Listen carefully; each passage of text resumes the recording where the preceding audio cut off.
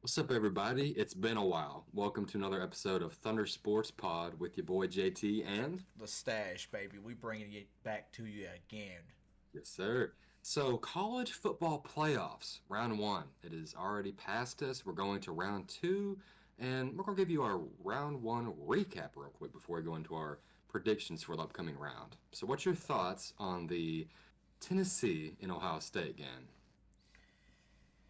Oh man, uh, definitely was a shocker. I thought Ohio State was going to win this game, but I did not Mhm. expect it by this margin of victory.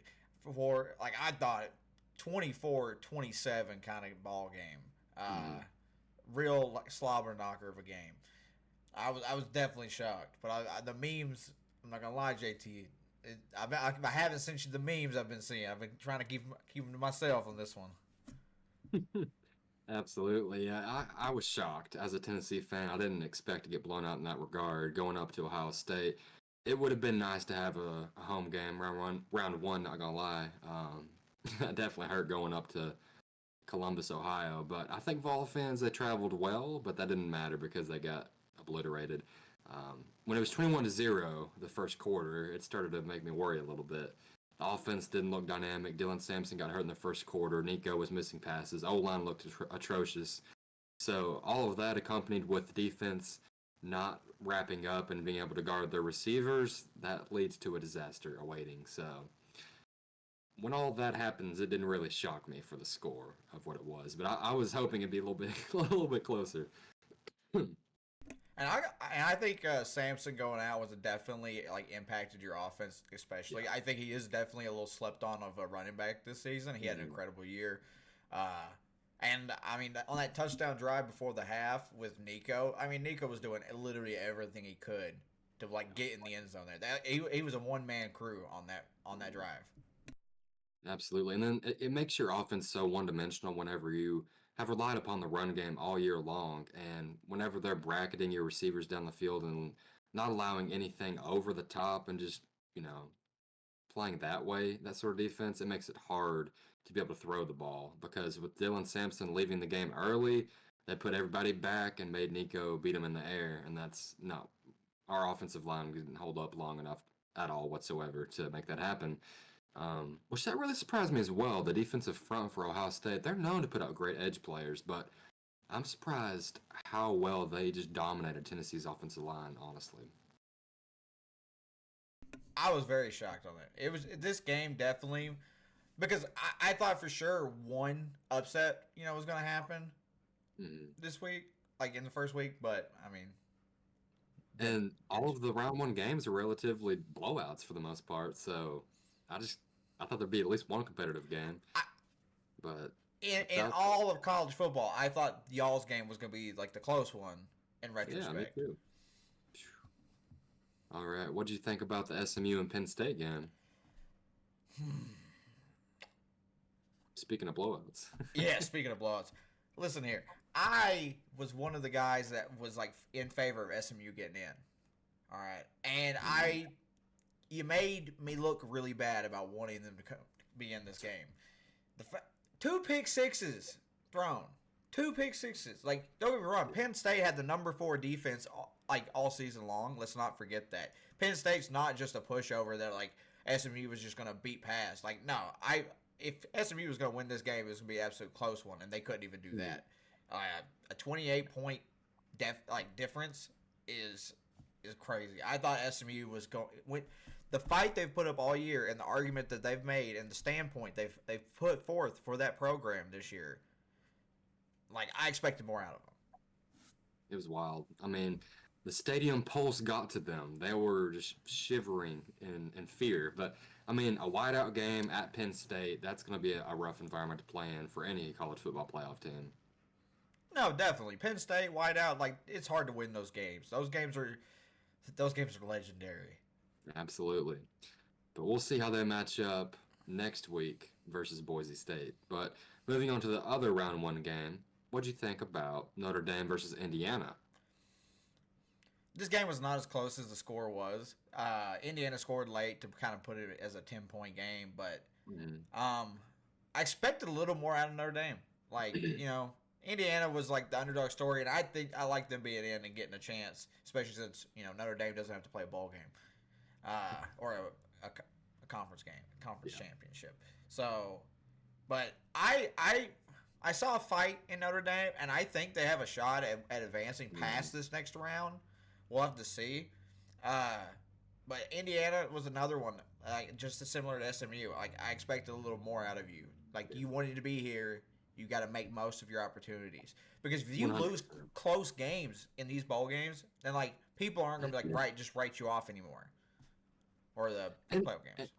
yeah, and the biggest thing for me, man, was Curtis Rourke's, the Indiana's quarterback, his inability to test Notre Dame's secondary in between the hashes down the field. He took 0 deep shots until the game didn't matter. It was like with 3 or 4 minutes left in the game, he finally started throwing some deep shots. But I mean, Indiana has some playmakers on the outside. They got a couple of good receivers, and why not utilize that? So I don't know. I thought that it was um, definitely something they could have improved upon in that game. No, I agree. Uh, Notre Dame does have some stuff they need to fix in this game for the upcoming matchup against Georgia, but Indiana's got to do. Got to. We know it wasn't as close as it was, so I mean, you just got to get it done. You got to get it closer Mhm. than what the scoreboard is. Yeah, and I don't know. What do you think about Notre Dame all year long? I mean, they lost to Northern Illinois. Do you think that we would be talking about them in a different light if they are undefeated, continuing to go in the playoffs? I would say the yes. I know their schedule isn't the most difficult. They don't have the most difficult strength of schedule, but I do think that was one of the biggest slaps in the face you could receive by losing to Northern Illinois at home Mhm. after you gave them $2.5 million.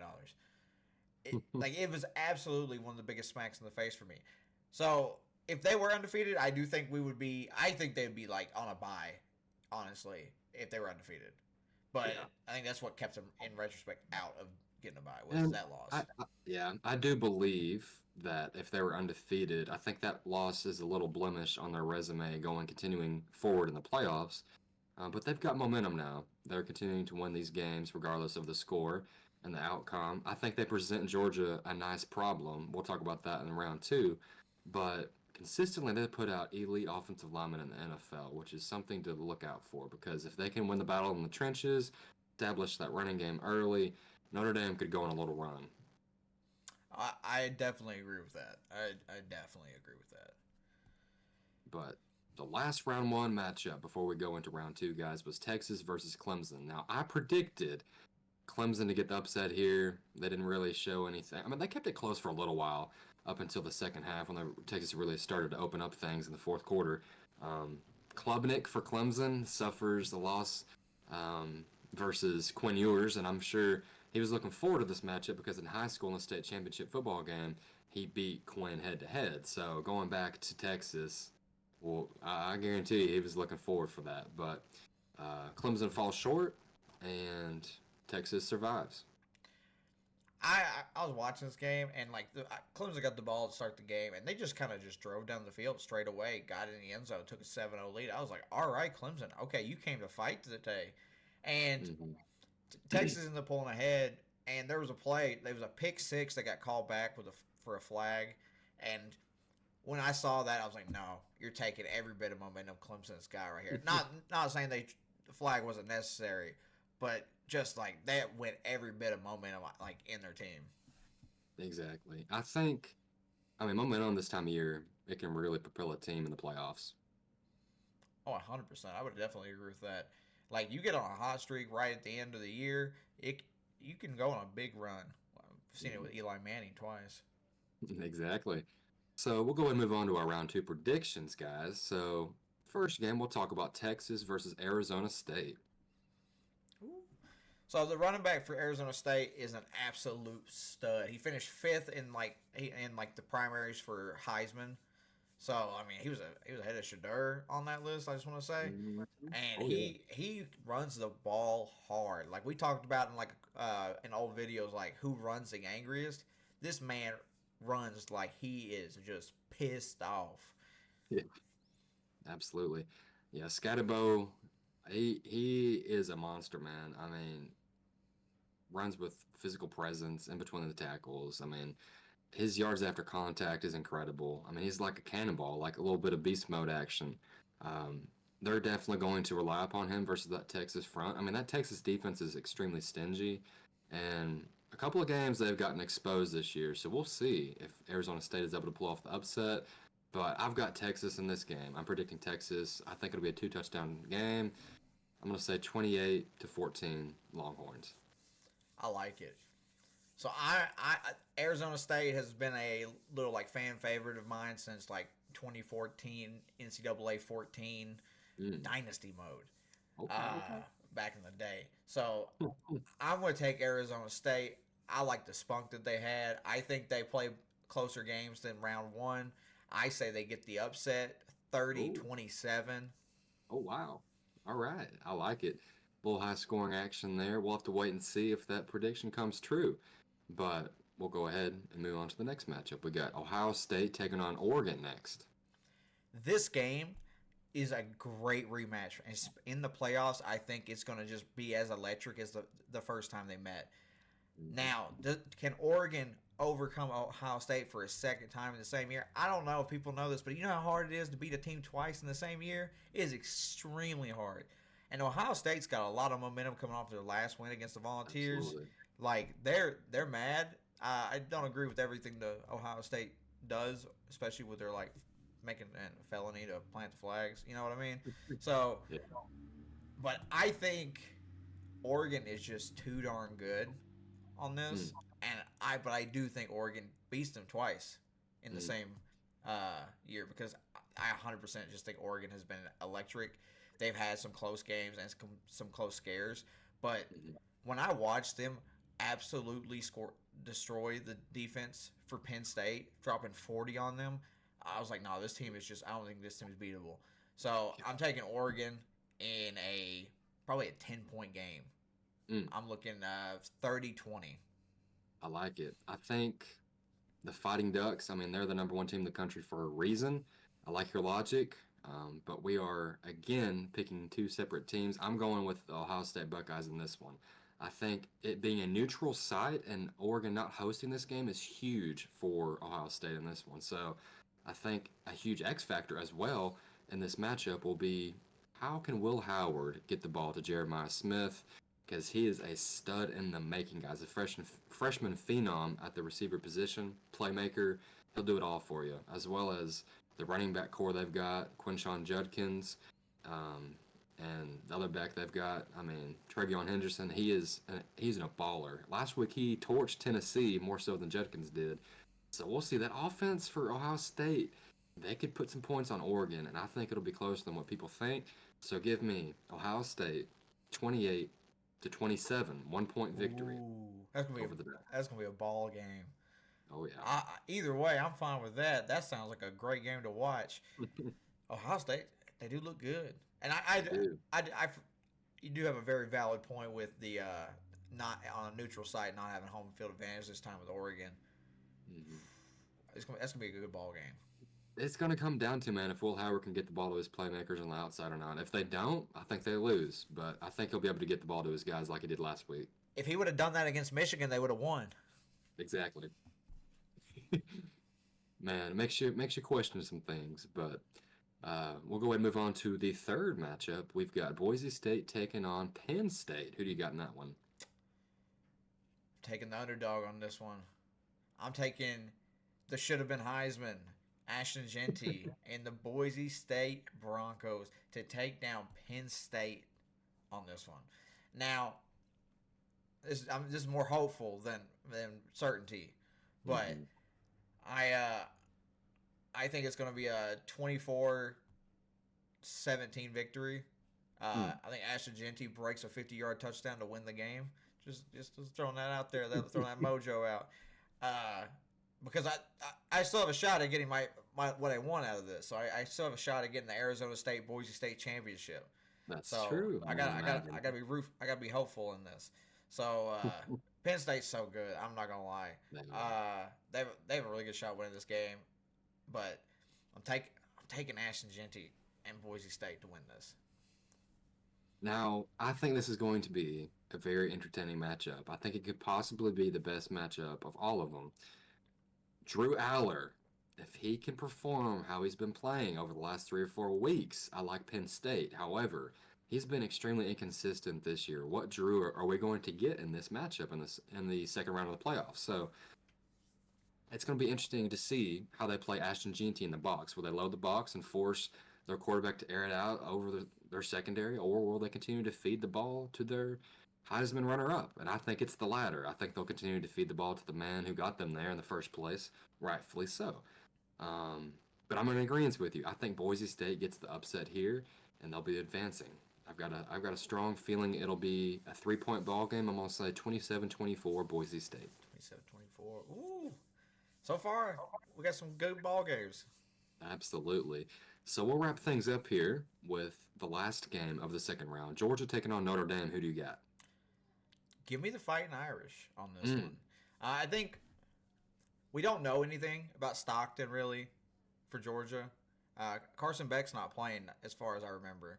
yeah, So we he's rolling out. he got a little. He's ruling to play. Carson Beck is. No, he's ruled out. Oh, he is ruled out. Okay. Yeah.